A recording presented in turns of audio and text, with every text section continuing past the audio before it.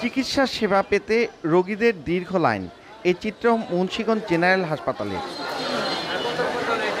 2021 সালে 100 শয্যার হাসপাতালটি 250 শয্যায় উন্নীত করা হয়। তবে চিকিৎসক সহ নেই পর্যাপ্ত জনবল। সিনিয়র কনসালটেন্টের 10টি পদের বিপরীতে আছেন মাত্র একজন। মেডিসিন, গাইনি, চক্ষু, সার্জারি ও নাক কান গলা সহ গুরুত্বপূর্ণ বিভাগে নেই সিনিয়র কনসালটেন্ট। 12টি জুনিয়র কনসালটেন্ট পদের 4টি খালি। দেশে প্রতিদিন বাড়ছে ডেঙ্গু ও করোনা আক্রান্ত রোগীর সংখ্যা।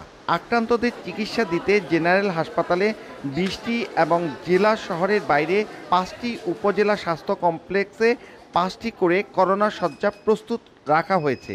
তবে কিটের সরবরাহ না থাকায় পরীক্ষা করতে আসা লোকজন ফিরে যাচ্ছে।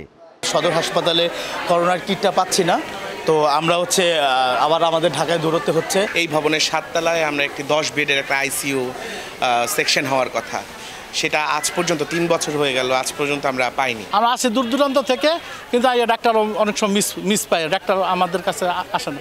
জেনারেল হাসপাতালে ওষুধ সংকট ছাড়াও কোটি কোটি টাকার যন্ত্রপাতির সঠিক ব্যবহার নেই।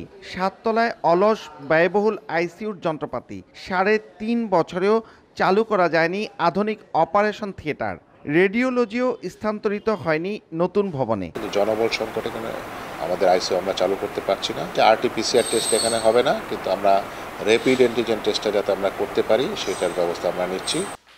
জেনারেল হাসপাতালে প্রতিদিন 1,500-এর বেশি রোগী চিকিৎসা নিয়ে থাকেন।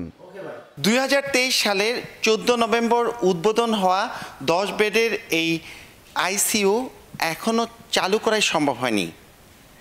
মুন্সিগঞ্জ জেনারেল হাসপাতাল থেকে নাসির উদ্দিন উজ্জ্বল, সময় সংবাদ।